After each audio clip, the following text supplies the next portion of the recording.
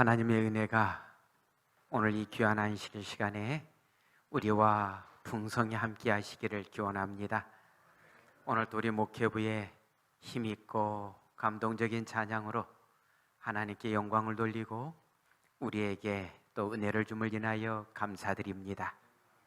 우리 다 함께 하나님의 성경 말씀 마태복음 24장 37절부터 39절에 있는 말씀을 같이 봉독합니다. 시작합니다. 노아의 때와 같이 인자의 임함도 그러하리라.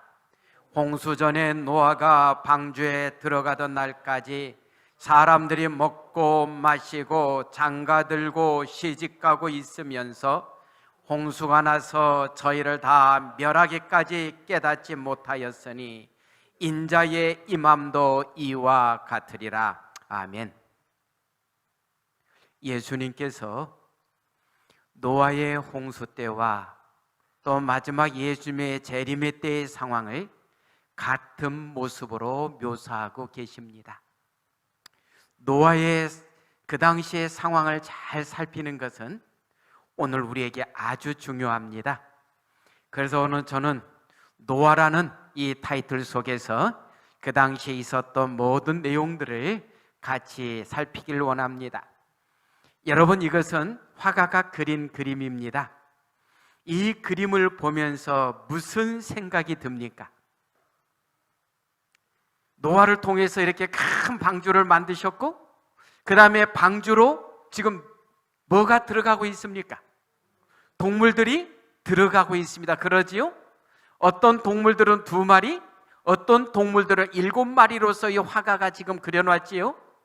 부정한 동물들은 암수해서 이렇게 한 쌍씩 들어가고 그 다음에 정한 동물들은 보통 7마리로 우리가 다 생각하지요. 순놈과 암놈 포함해서 7마리가 지금 방주로 들어가고 있습니다. 그런데 여기서 놀라운 사실은 노아 할아버지가 아주 열심히 사람들로 하여금 어디로 들어가라고 외치고 있습니까? 방주로 들어가라고 외치고 있습니다. 그러지요? 그런데 이 사람들의 반응은 어떻습니까? 전혀 반응을 하지 않습니다. 이게 제정신 갖고 이렇게 반응을 안 할 수가 있습니까? 지금 옆에를 보면 뭐가 들어가고 있는데요? 그 싸나운 사자도 호랑이도 또 악어도 다 둘씩 짝을 지어서 들어가고 소나 양이나 염소들은 7마리가 이렇게 함께 서로 간에 모여서 들어가는데 짐승들이 방주로 이 무서운 호랑이가 들어가는 곳에 양이 들어갈 수가 있습니까? 정상적이라면 모든 상황이 이거는 뭔가 심각함을 심어주고 있음에도 불구하고 동물들은 하나님 말씀을 따라 들어가는데 정작 사람들은 뭐하고 있는 것입니까? 전혀 관심 없이 오히려 모세가 하는 것을 뭐하고 있어요? 조롱이나 하고 비난하고. 이런 모습을 보면서 우리는 야, 저 사람들은 무디어도 너무 무디고 몰라도 너무 모른다라고 솔직히 우리가 할 수 있지 않습니까? 그러나 예수님께서 말씀하시기를 마지막 예수님의 재림 때에도 뭐와 같으리라고요? 이와 같으리라고 말씀 주고 계시지 않습니까? 오늘 우리에게 뭔가를 심각하게 살피라는 말씀이지 않습니까? 저는 이 말씀을 좀 더 이따 들어가기로 하고요. 한 사람의 간증을 소개합니다. 뭐라고 써졌습니까? 한 영혼이라도 전도하고 죽어야 해. 세브란스 재활병원의 김봉남 전도사가 자기 남편에 관한 글을 올린 것입니다. 그 내용을 보면 이렇습니다. 정말 남편은 병든 몸으로 전도했다. 남편이 말했다. 이대로 죽을 수 없어. 한 영혼이라도 전도하고 죽어야 해. 나는 어이가 없었다. 그 모습으로 어디에 가서 누구에게 전도하겠다는 거예요? 거울을 봐요. 예수를 믿고 싶다가도 당신을 보며 도망갈 거예요. 병이 다 나으면 천국에 다니며 간증하고 전도합시다. 그러자 남편이 말했다. 병이 다 나은 사람만 간증하고 전도할 수 있다고 생각해? 그렇지 않아. 성경의 때를 얻든지 못 얻든지 복음을 전하라고 하셨잖아. 병든 사람도 전도할 수 있어. 하루는 남편이 병원 전도를 가는데 같이 가주면 안 되겠냐고 내게 부탁했다. 그날 나는 처음으로 남편이 전도하는 걸 봤는데 그가 다인실로 들어가 환자들 앞에 서서 말했다. 여러분, 저를 보세요. 저는 병원에서도 받아주지 않는 직장암 말기 환자입니다. 여러분들은 입원이라도 할 수 있어서 얼마나 다행입니까? 전 지금 기저귀를 차고 있습니다. 하지만 저는 예수님을 믿기에 죽어도 하늘나라에 갈 수 있어 감사하고 또 살아도 감사합니다. 아프면 누구를 의지하십니까? 제가 믿는 예수를 여러분들도 믿기를 바랍니다. 사람들은 어이없다는 표정으로 남편을 쳐다봤다. 혀를 끌끌 차는 소리도 들렸다. 나는 남편을 병원의 복도 끝으로 데려가 말했다.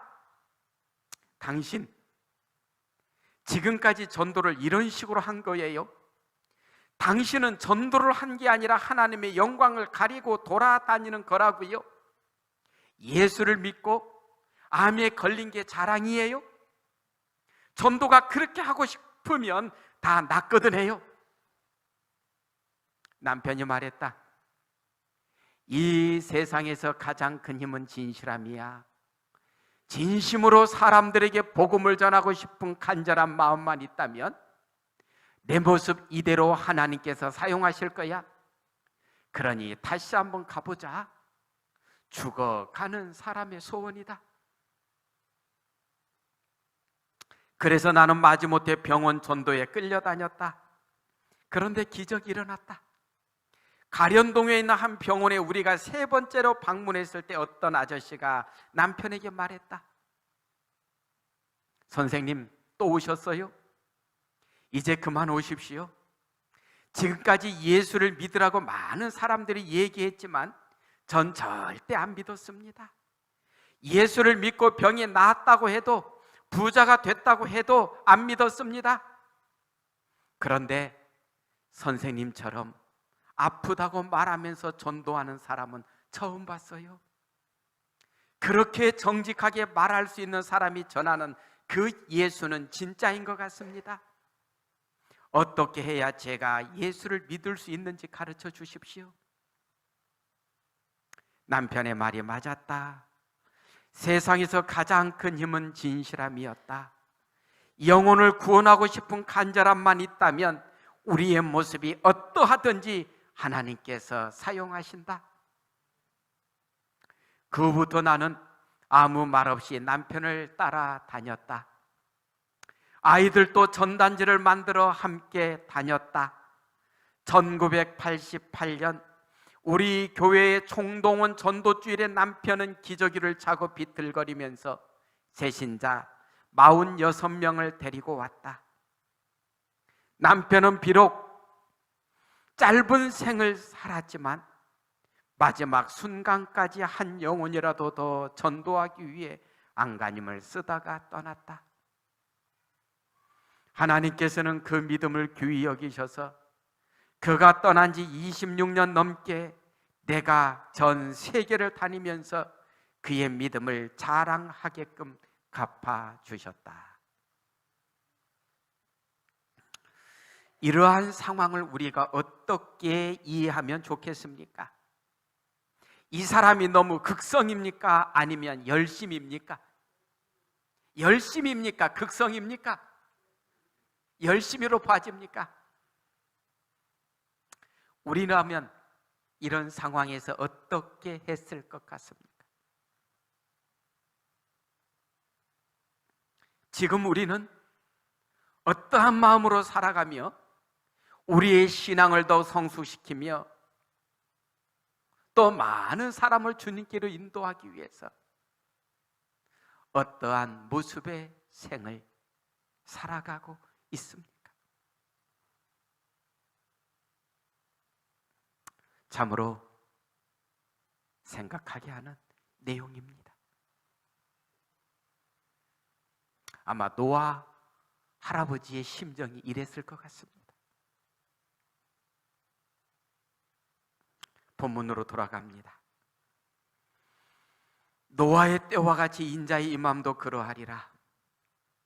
홍수전에 노아가 방주에 들어가던 날까지 사람들이 먹고 마시고 장가들고 시집가고 있으면서 홍수가 나서 저희를 다 멸하기까지 깨닫지 못하였으니 인자의 임함도 이와 같으리라.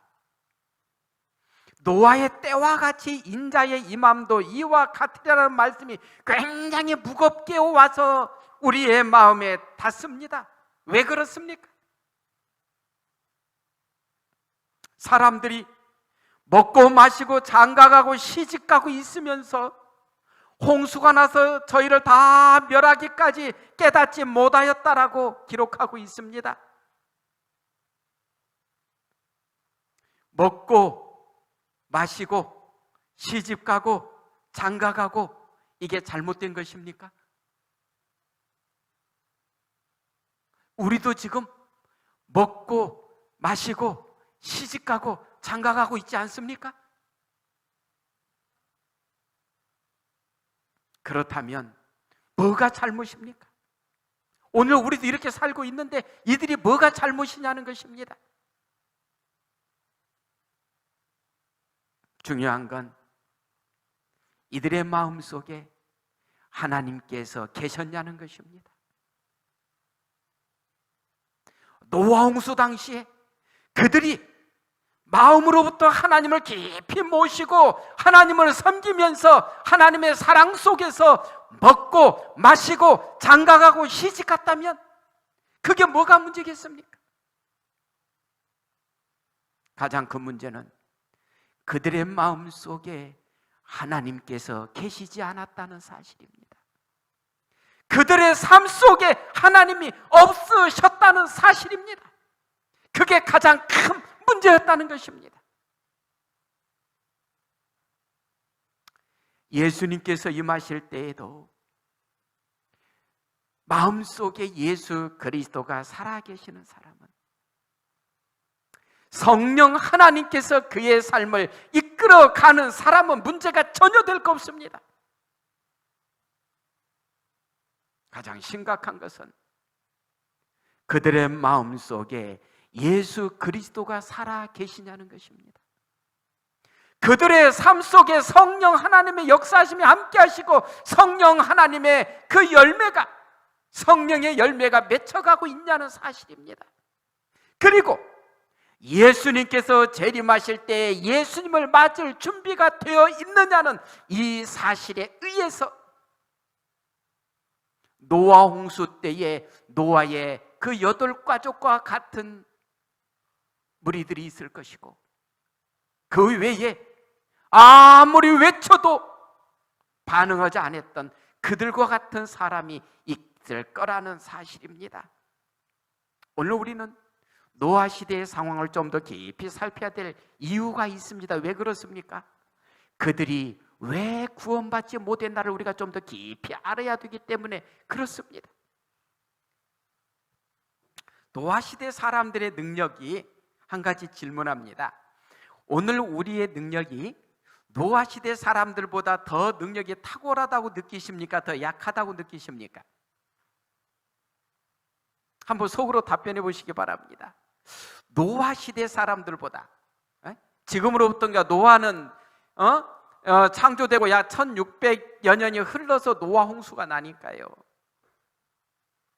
지금으로부터 한 4400여 년 전에 지금 이야기를 우리가 살피고 있는 겁니다. 그들이 우리보다 능력이 더 탁월했을까 약했을까? 한번 봅시다. 그들의 지적인 능력에 대해서 말씀은 우리에게 이렇게 보여줍니다. 지금은 구세계의 사람들이 갖지 못했던 많은 발명품들과 이를 줄여주는 기계들, 새로운 도구들이 있다. 사실상 구세계의 사람들은 그런 것들을 필요로 하지 않았다. 지금 살고 있는 사람들이 가지고 있는 지능의 힘은 고대의 사람들과는 비교도 안 된다. 현대인들이 가지고 있는 것보다 잃어버린 고대인들의 예술품들이 더 많았다. 자, 그러면 한 가지 질문이요. 이 바벨탑의 사건에 대해서 이제 봅시다. 온 땅의 구음이 하나이요 언어가 하나이었더라. 이에 그들이 동방으로 옮기다가 신할 평지를 만나 거기 거하고 서로 말하되, 자, 벽돌을 만들어 견고히 굽자하고 이에 벽돌로 돌을 대신하며 역청으로 진흙을 대신하고 또 말하되, 자, 성과 대를 쌓아 대 꼭대기를 하늘에 닿게 하여 우리 이름을 내고 온 지면에 흩어짐을 면하게 하자. 자, 여기서요 노아 홍수가 끝나고 나서의 모습입니다. 이 기간이 얼마였는지는 정확하게 알 수 없습니다. 왜 그러는가? 성경 우리에게 그 기간이 정확하게 몇 년 후라는 말을 기록하지 않습니다. 그러나 어느 정도의 기간은 좀 지난 것 같습니다. 왜 그러는가? 노아 홍수 때 살아남은 사람은 몇 명밖에 없으니까요. 8명밖에 없는데 이들이 바벨 탑을 쌓자 8명 갖고 어떻게 쌓을 수 있겠습니까? 그러지요? 그렇기 때문에 이것은 어느 정도의 시간이 좀 흘렀는데 이게 정확하게 얼마인지는 우리에게 보여주지 않습니다. 그런데 봅시다. 이곳에서 있는 말씀을 여기서 우리가 이제 하나 살펴야 될 것은 성과 대를 쌓아 어디까지 닿게 하자고요? 하늘까지 닿게 하자. 이건 대단한 말입니다. 이건 대단한 기록입니다. 성경 주석을 좀 볼게요. 홍수는 홍수 전 세상의 가장 높은 산들을 덮었다. 노아 홍수 당시에 이 홍수가 세계에서 가장 높은 산을 덮었다 그래요. 세계에서 가장 높은 산이 무슨 산이에요 지금이요? 에베레스트 산, 그러지요? 홍수는 에베레스트 산 정상까지도 물로 덮었다는 겁니다. 자, 여기 보면 홍수는 홍수 전 세상의 가장 높은 산들을 덮었지만 하늘에까지는 닿지 않았다. 그러므로 만일 산들보다 더 높은 구조물을 건설할 수 있다면 하나님이 무슨 일을 할지라도 안전하게 될 것이라고 사람들은 판단했다. 우리가 바벨탑이라고 하는 그 성을 쌓되 어디까지 닿도록요? 하늘까지 닿도록. 그러면 여기서 이제 우리가 하나 살핍시다. 우리나라에서 가장 높은 건물이 무슨 건물입니까? 아, 롯데타워. 그러지요? 자, 이제 롯데타워예요. 그러지요? 이게 몇 층에 몇 메타입니까?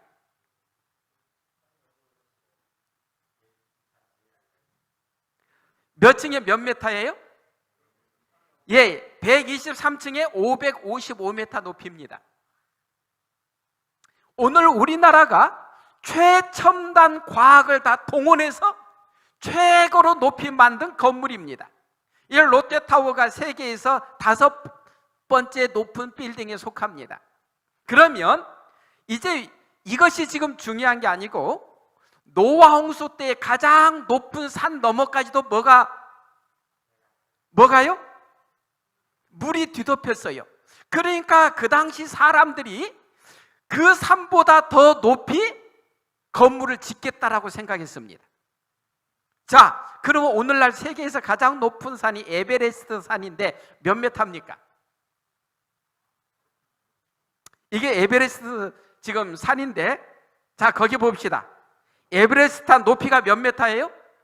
8,848m. 홍수 때 이산 꼭대기까지도 물이 덮였고, 그러니까 이 당시에 사람들이 이 산보다도 더 높이 하늘까지 쌓아 올라가야, 가만히 봤더니 비가 어디서 막 하늘에서 쏟아지는데 구름까지 이상 높아 올라가야 비가 와도 꼭대기 가면 어때요? 안전하잖아요. 여러분, 그 당시 사람들의 사고 속에 그들이 성공했을지 실패했을지 모릅니다만은 그들의 그 사고 속에 저 꼭대기 산보다도 더 높이 우리가 성을 쌓아야 비가 와도 뭐 할 수 있다고요? 안전할 수 있다라고 생각하고 그 성을 쌓기 시작했다는 사실입니다. 이들을 보고 어느 누가 오늘날 어떤 과학이 감히 구름 너머 저 에베레스트 산보다도 더 높이 건물을 올리겠다고 할 수 있는 과학자 누가 있습니까? 노아 당시에 그 얼마가 흘렀는지 모르지만 그 후손들은 그러한 포부를 가지고서 성을 쌓아 올렸다는 사실입니다. 미개한 사람들이 아니었습니다. 예술 활동에 대해서 이렇게 기록합니다. 홍수 때에는 오늘날 사람들이 알고 있는 것보다는 훨씬 더 훌륭한 예술 작품들과 인간의 솜씨들이 과시되었다. 예술 작품들은 지금 사람들이 자랑하는 것들보다 훨씬 더 좋은 것들이었다. 진화론자들은 옛날보다 지금이 많이 진화되어서 탁월하다고 이야기하지만 말씀은 탁월한 게 아니라 뭐라고 이야기합니까? 사람들이 퇴화되었다라고 말합니다.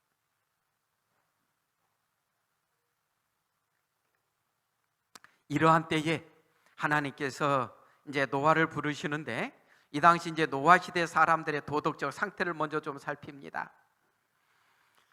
창세기 6장 5절로 6절에 보면 여호와께서 사람의 죄악이 세상의 관영함과 그 마음의 생각의 모든 계획이 항상 악할 뿐임을 보시고 땅 위에 사람 지으셨음을 한탄하사 마음에 근심하시고, 그 당시 사람들이 얼마나 악했으면 하나님께서 내가 왜 사람을 지었나 하고 한탄하시고, 그 다음 또 뭐 하시어 보니까 마음에 근심하셔요.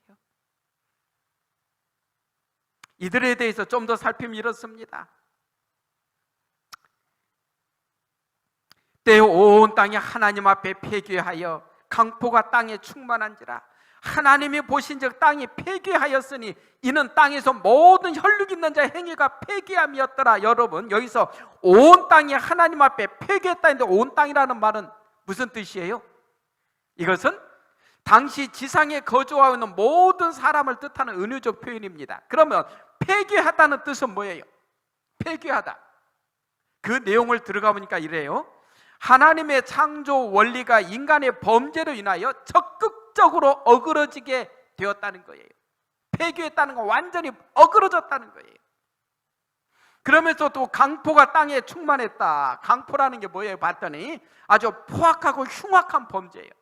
그러니까 그 당시에, 노아 당시에 강도, 살인, 약탈, 강간 등과 같은 악이 노아 시대에 횡행하고 있었음을 보여주고 있다는 겁니다. 또 이 말씀은 이렇게 우리에게 줍니다. 우리들은 홍수전 시대와 멸망당한 도시들의 역사를 가지고 있다. 그들의 행동은 정욕과 기호가 이성을 압도해 버렸고, 이게 지금 바뀌었습니다. 정욕과 기호가 이성의 관리 아래 있어야 사람다운 삶을 사는데, 정욕과 기호가 우리의 이성을 압도해 버렸어요. 이건 짐승과 거의 별반 없는 모습으로, 그러지 않습니까? 변해갔다는 거예요. 그러면서 자아가 그들의 하나님이었으며 하나님이 아니라 내가 하나님이었어요. 지극히 높으신 자를 아는 지식은 타락한 정욕의 이기적 방종으로 인하여 그 흥정마저도 거의 없어져 버렸다. 정욕과 기호가 이성을 압도해 버렸다. 오늘날 우리 사회에 우리로 지금 아주 너무나 충격으로 나간 사건이 그 전에 근래에 무슨 사건입니까? 조주빈 그 중심으로 한 M변방 사건 아닙니까? 이제 초등학교 여학생, 중학교 여학생, 고등학교 여학생 이렇게 어린아이들을 갖다가 돈 많이 벌게 한다고 아르바이트로 한다고 인터넷상으로 끌어들인 다음에 나중에 그들을 완전히 노예로 만들어서 막 옷 다 벗고 촬영하고 별짓을 다 하지 않습니까? 그것을 또 그 돈을 받고서 그냥 그것을 또 많은 사람들이 들어가서 보고, 저는 그 모습을 보면서요, 조주빈도 어린데 이번에 또 그 조주빈 일당 한 명이 또 잡혀가는데 이제 19살짜리 아닙니까? 어떻게 이렇게 잔인할 수가 있을까, 사람이? 만일에 그 여자아이들이 자기 동생이었다면 저렇게 할 수 있을까? 인간으로서 감히 할 수 없는 일까지 빠져들어가는 그 모습을 보면서 노아 당시에 이 모습이 생각납니다. 정욕과 기호가 뭐예요? 이성을 압도해버렸고, 또 이렇게 말씀합니다. 홍수전 시대의 죄악은 하나님의 선물들을 자신의 이기적 욕망을 만족시키기 위하여 그릇 사용함으로써 그것들을 더럽혔다. 식욕과 저급한 정욕의 방종으로 인하여 그들의 상상력을 완전히 부패하여 버렸다. 홍수전 시대의 사람들은 사단의 노예였고 사단의 인도를 받고 사단의 지배를 받았다. 사단이 지배하면 할수록 그들의 이성은 마비되고 그들은 정상적인 삶에서 벗어납니다. 그러나 그와 반대로 성령 하나님께서 지배하면 지배할수록 그들의 삶은 더 성결해지고 고상해지고 모든 사람들에게 복이 되는 삶으로 변해갑니다. 하나님께서 그렇게 타락한 당시에 노아를 부르시지요. 하나님이 노아에게 이르시되 모든 혈육 있는 자의 강포가 땅에 가득함으로 그 끝날이 내 앞에 이르렀으니 내가 그들을 땅과 함께 멸하리라. 너는 잣나무로 너를 위하여 방주를 짓되. 여기서 한 가지 우리가 잘 봐야 될 내용은요, 방주를 짓되 누구를 위해서 지으라 그랬습니까? 누구를 위해서요? 너를 위해서 지으라는 겁니다. 너를 위해서요. 그 방주는 하나님을 위해서 짓는 게 아니었습니다. 노아 너를 위해서 지으라고 하나님께서 말씀하십니다. 오늘 하나님께서 우리에게 하라고 주신 기별들은 다 누구를 위해서 주셨다는 거예요? 너를 위해서고 나를 위해서 주셨다는 겁니다. 그 하나님의 말씀에 우리가 순종하고 따르면 따를수록 누가 더 복을 받는다는 거예요? 내가 복을 받는다는 겁니다. 하나님의 말씀은 다른 사람이 아니라 나를 위해서 주셨다는 겁니다. 노아 방주를 지으라는 말씀은 노아 너를 위해서, 네가 살기 위해서 지으라고 주신 말씀인 겁니다. 이 말씀에 순종하느냐 안 순종하느냐, 이것은 누가 결정하는 거예요? 노아가 결정해야 됐습니다.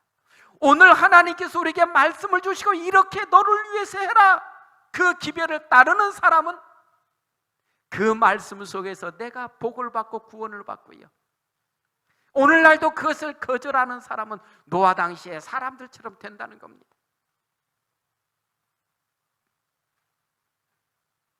홍수가 나기 100여 년 전에 주께서는 신실한 노아에게 한 천사를 보내셔서 타락한 인류에게 더 이상 자비를 베풀지 않을 것이라는 사실을 알려주었다. 그분께서 노아를 교훈하시고 가르치셔서 그를 충성스러운 설교자로 삼아 다가오는 멸망에 대하여 세상을 경고하도록 하시고 땅의 거민들로 인하여금 변명할 수 없게 하셨다. 노아 당시에 멸망당한 사람들은 어느 누구도 변명할 수가 없고 하나님을 원망할 수가 없었습니다. 오늘날도 하나님께서는 인간에게 다 그렇게까지 주신다는 겁니다. 노아는 어떤 사람이었는가 봤더니 믿음의 사람으로 등장합니다. 하나님이 노아에게 이르시되 모든 혈육 있는 자의 강포가 땅에 가득함으로 뭐예요? 그 끝날이 내 앞에 이르렀으니 내가 그들을 땅과 함께 멸하리라. 너는 잣나무로 너를 위하여 방주를 짓되 그 안에 간들을 막고 역청으로 그 안팎에 칠하라. 내가 홍수를 땅에 일으켜 무릇 생명의 기식 있는 육체를 천하에서 멸절하리니 땅에 있는 자가 다 죽으리라. 여기서 노아는 물로 멸망하리라는 말이 노아의 맨정신으로서는 이해할 수가 없지요. 비라고는 한 번도 안 오는 시절인데 아침에 일어나면은 저녁에 밤새 이슬이 내려서 땅을 촉촉히 적셔서 식물들이 잘 성장하는 때고, 비라는 건 뭔지도 모르는 노아에게 물로서 멸망시키리라는 것, 정상적인 이성을 가지고는 안 됩니다. 신앙은 그렇습니다. 우리의 이성 가지고 판단하고서 하나님 앞에 이성으로 허락되는 것만 순종하겠다 그래가지고는 우리는 영적인 삶을 살아가기가 어렵습니다. 정말 그렇습니다. 120년 후에 1, 2년도 아니고 120년 후에 홍수가 있겠다고 방주 지으러 가는데 믿음의 눈이 아니고는 이 일을 할 수가 없습니다. 안 그렇습니까? 죽은 자가 살아난다. 과학적으로는 불가능합니다. 애굽에 미에서 왕들이 죽으면 다 미라로 만들어 놓은 이유가 어느 정도 세월이 지나가면 그의 혼이 다시 들어오면 육체가 있어야 살아난다고 해서 미라로 만들어 놓은 지가 수백 수천 년이 흘렀는데 한 명의 미라라도 영혼이 들어와서 부활한 적이 있습니까? 과학적으로는 불가능합니다. 신앙을 과학적으로 짚기에는 말도 안 되지요. 노아는 이 하나님의 말씀을 믿었기 때문에 믿음의 조상이 될 수가 있었습니다. 노아는 당시의 완전한 의인이었다고 말합니다. 노아의 사적은 이러하니라. 노아는 의인이요 당시의 완전한 자라. 그가 하나님과 동행하였으며. 노아는 의인이요 당시의 완전한 자라. 물론 우리는 노아가 우리의 눈으로 볼 때는 불완전한 모습도 보이지요. 그래요, 안 그래요? 홍수 후에 포도주 잔뜩 마시고 벌겁고 누워있다가 아들들에게 그 모습을 보이고 결국 함이라는 아들이 노아에게 저주를 받잖아요. 근데 왜 하나님은 완전하다고 하셨을까? 이유는 뭐예요? 하나님과 동행하였으며. 하나님과 동행하다가 실수도 할 수 있고 넘어질 수도 있지만 믿음의 사람들은 다시 일어나서 하나님을 보고 나아가는 사람들을 하나님은 의인이라고 칭해 주시고 하나님 안에서 완전한 자라고 칭해 주시는 겁니다. 우리가 지금 그 은혜 가운데 살고 있지 않습니까? 이 노아가 전도하는데요, 여호와께서 가라사대 나의 신이 영원히 사람과 함께하지 아니하리니 이는 그들이 육체가 됨이라. 그러나 그들의 날은 120년이 되리라. 노아는 120년 동안 홍수전의 세상을 향하여 경고의 기별을 선포하였다. 노아의 전도에 관한 당시 사람들의 태도를 보니까 이렇습니다. 첫 번째 무리는 진정으로 회개치 않은 자들, 이게 대다수였지요. 처음에는 일단의 사람들이 외관상으로는 노아의 경고를 받아들였지만 하나님께 진정으로 회개하고 돌아오진 않았다. 대다수의 사람들이 다 이 무리에 속했습니다. 맞지요? 그 다음에 두 번째 무리는 또 누가 있는가? 구원의 무리에 동참하여 홍수 전에 잠든 무리들에 대해서 기록하고 있습니다. 노아는 120년 동안 홍수 전에 세상을 향하여 경고의 기별을 선포하였지만 단지 몇 사람만 회개하였다. 그가 방주를 지으려고 고용한 목수들 가운데 몇 사람이 그 기별을 믿었지만 홍수가 나기 전에 죽었고 몇 사람의 회심자들은 물러가 버렸다. 믿는 사람들 중 많은 사람들이 믿음을 지키다가 죽었다. 그러니까 그 당시에 홍수 전에 또 믿음을 안에서 있었던 그 무리들이 있었음을 또 보여주고 있습니다. 그 다음에 세 번째 무리는 홍수에서 살아남은 무리죠. 우리가 너무 잘 알지요. 그날엔 노아와 그의 아들 셈, 함, 야벳과 노아의 처와 세 자부가 다 방주로 들어가서 오늘 우리가 이 땅에 살 수 있도록 만들어준 존재들입니다. 믿음의 선구자들입니다. 얼마나 감사한지 모릅니다. 그래서 노아는 120년간을 홍수전 시대의 사람들에게 설교하였다. 하지만 그 귀한 은혜의 시기를 감사 여긴 사람은 몇 사람 되지 않았다. 노아의 가족들을 죄하면 신자로 헤아림을 받고 방주 속으로 들어간 사람은 한 사람도 없었다. 땅의 모든 거민들 중 단 8영혼만이 그 기별을 받아들였지만 그 기별은 세상을 정죄하였다. 그러면 예수님 재림할 때도 이렇게 이 정도 숫자만 구원 얻습니까? 그러면 이곳에 있는 우리들만 가지고도 지금 서로 경쟁을 대단하게 해야 됩니다. 그러나 말씀은 그렇지 않음을 보여줍니다. 수다한 무리가 예루살렘 유리바다 위에서 하나님을 찬양하는 모습을 우리에게 보여줍니다. 노아의 방주 모습은 하나님께서는 노아에게 방주의 정확한 치수와 건축에 관하여 세부에 이르기까지 일일이 확실한 지시를 주셨다. 그것은 물 위에 뜨기 위하여 선체와 같이 건조되었으나 여러 면에서는 지불도 닮았다. 그것은 3층으로 되어 있었으며 문은 옆에 하나밖에 없었다. 광선은 위에서 들어오게 하고 여러 방도 다 빛이 들어오도록 만들어졌다. 방주를 건축하는 데 사용된 목재는 수백 년 동안 부패하지 않는 일종의 삼나무나 산다릅나무였다. 정확하게 기록하고 있습니다. 자, 노아의 홍수는 창조 한 1650년경에 일어나는데요, 며칠간 지속됩니까?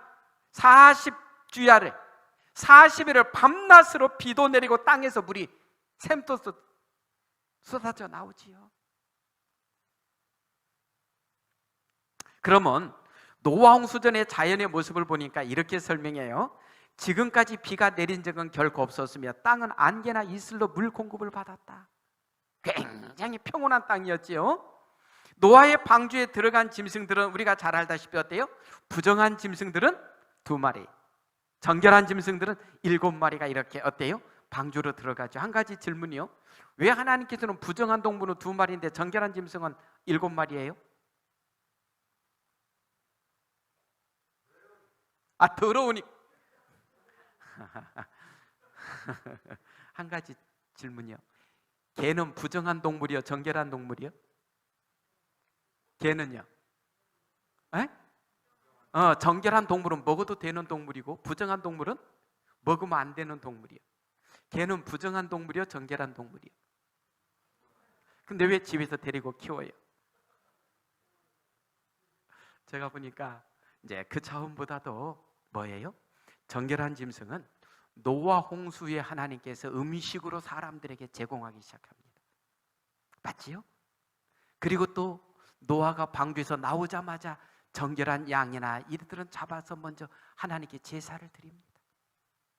그들은 하나님께서 특별한 목적으로 그렇게 숫자를 만들어서 들어가게 하셨지요. 근데 사람들은 자신의 운명을 몰라요. 지금부터 7일이면 내가 40주야를 땅에 비를 내려 나의 지은 모든 생물을 지면에서 쓸어버리리라. 방주의 문이 닫히고 며칠 동안이요? 7일 동안 비가 오지 않았습니다. 그러자 사람들은 방주 앞에 와서 뭐라 합니까?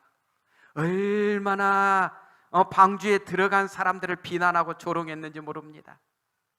그러나 일주일이 지난 후에 하늘에서 비가 쏟아지기 시작했는데 방주는 큰 풍랑과 그 흔들림 속에서 위태했지만 누가 함께 하셨어요? 방주와 함께 하시는 그리스도. 보요하며 소용돌이치는 큰 파도 속에서 방주를 안전하게 보호하여 주신 분은 그리스도이셨다. 왜냐하면 그 배 안에 탄 사람들은 그들을 보호해 주실 그리스도의 능력을 믿고 있었기 때문이었다. 앞으로 코로나19보다도 더 큰 전염병들은 우리에게 다가올 것입니다. 그리고 머지않아 예수님의 재림은 이루어질 건데 그 안에 여러 가지 박해와 어려움이 우리 믿음의 사람들에게 주어질 수 있습니다. 그러나 노아 홍수 때에 그 방주와 함께 하셨던 주님께서는 오늘 그때에도 우리와 함께 하신다고 약속 주십니다. 중요한 건 내가 지금 어때요? 예수 그리스도 안에서 살고 있는가? 그게 중요하지요. 초청을 거절한 자들이 물 위에 떠 있는 방주를 보고 그때 달려듭니다. 그러나 은혜의 시기가 다 지났습니다. 그들 모두는 어때요? 다 죽을 수밖에 없습니다.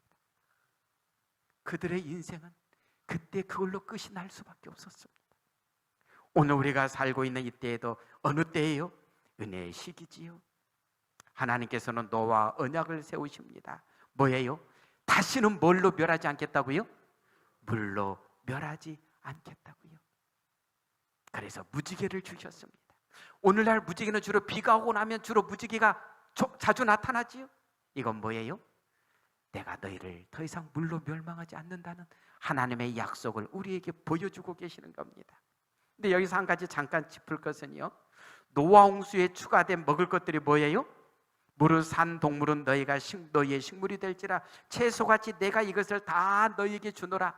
노아 홍수 전에는 모든 음식들이 다 뭐였어요? 식물이었지만 노아 홍수 후에 정한 동물들이 식사로 주어지지요. 여기 보면 이전에는 하나님께서 사람에게 동물의 고기를 먹도록 허락하지 않으셨다. 그분께서는 인류가 전적으로 땅의 소산을 먹고 살아가도록 의도하셨다.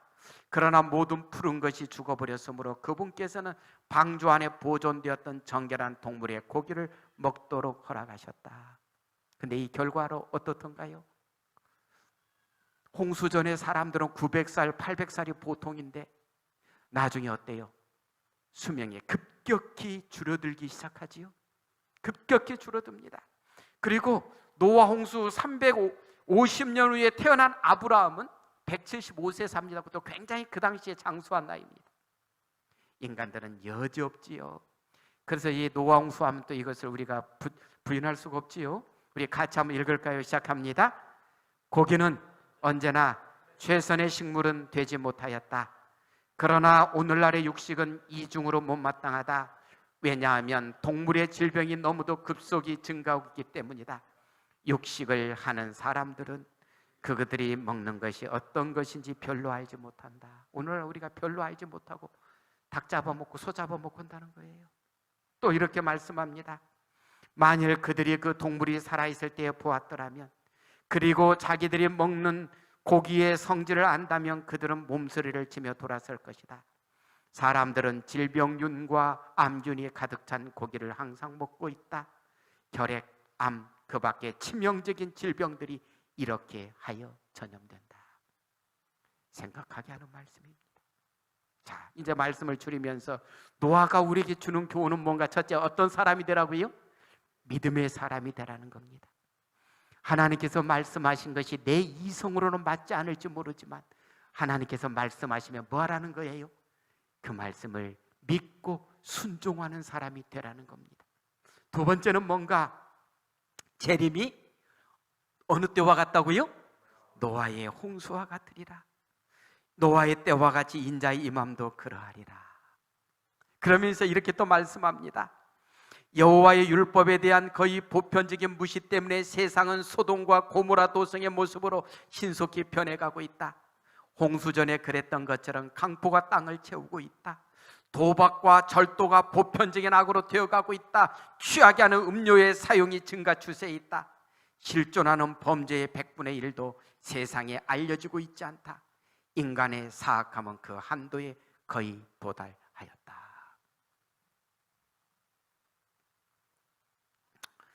사랑하는 믿음의 가족 여러분, 우리는 예수님의 재림을 기다리는 재림 성도들입니다. 예수님께서 말씀하시기를 예수님의 재림 전 모습이 노아 홍수 때와 같다고 하셨습니다. 오늘날 이 세상은 노아 홍수 때와 같은 모습으로 변해가고 있습니다. 우리 모두 우리 자신들을 돌아보아 주님 만날 준비를 하고 우리의 삶 속에 성령 하나님의 충만하심이 함께하는 멋있는 믿음의 가족들이 되시기를 바랍니다. 노아 홍수 때에 그 은혜의 시기를 무시했던 사람들의 결말은 이랬었습니다. 오늘도 우리 주님께서는 마지막이 가까웠다고요. 예수님의 재림이 가까웠다고 우리로 징조로서 말씀하고 계시지 않습니까? 나의 믿음은 어떠한지 돌이켜보시고요. 나의 사랑하는 자녀들의 믿음은 어떠한지 우리는 눈물을 흘리면서도 기도해야 되고요. 우리 가족들과 이웃들의 모습이 어떠한지를 보면서 주님 앞에 간절히 무릎 꿇고 기도하면서 주님의 사랑을 나누어지기를 기뻐하는 우리 모든 믿음의 가족들이 되기를 바랍니다. 오늘도 주님께서는 우리와 함께 하시기를 기뻐하시고 오늘도 주님께서는 우리에게 은혜 베푸시기를 기뻐하십니다. 우리 모두 주님의 은혜 속에 주님 재림하실 때 주님 만날 준비를 하는 믿음의 가족들이 되시기를 기원합니다. 주님은 오늘도 우리를 부르시고 계시며 오늘도 우리를 사랑하십니다.